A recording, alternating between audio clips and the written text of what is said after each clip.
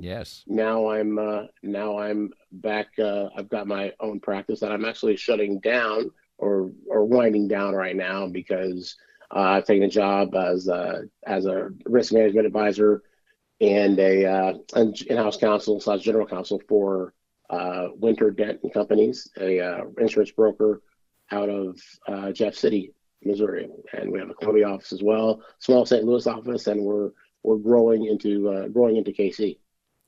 That sounds great. It sounds like yet another challenge, and you've met challenges all along the way. And as people can tell from this interview as well, always with a smile on your face and with a relatively new marriage and a new job and everything else, looks like things are bright right now.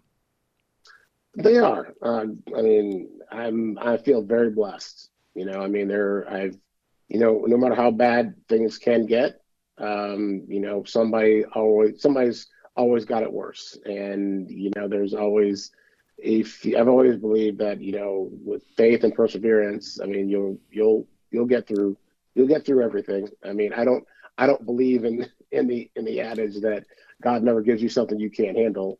I believe that there are challenges, and and faith is how you get through those challenges, and whether you choose to sink or swim, is on you. Right. And you, from a football standpoint, you're inducted into the Missouri Hall of Fame in 2016, and I'm sure you can look back on that aspect of your life with a lot of pride as well, because Missouri's been a pretty good football program since basically you and your cohorts turned it around. Yeah, I think the Missouri Sports Hall of Fame was a cool. Was a cool induction. I mean, that was neat. I think in '03, I think it was, when I was inducted into the University Right. Hall of Fame. I think that was something that was. I mean, that was something that I felt like I had accomplished something at that point. I mean, that was the first year I was eligible to go in, and I felt appreciated, and that's what it is for me nowadays. I look back and I think of I mean, my wife and other people that didn't know me back in those days, and people like older people will talk about me and say, you're friends with him, or oh yeah, and they'll say, that was like 25 years ago, and it's funny, and people wonder, but for me, it's all about how you made somebody feel.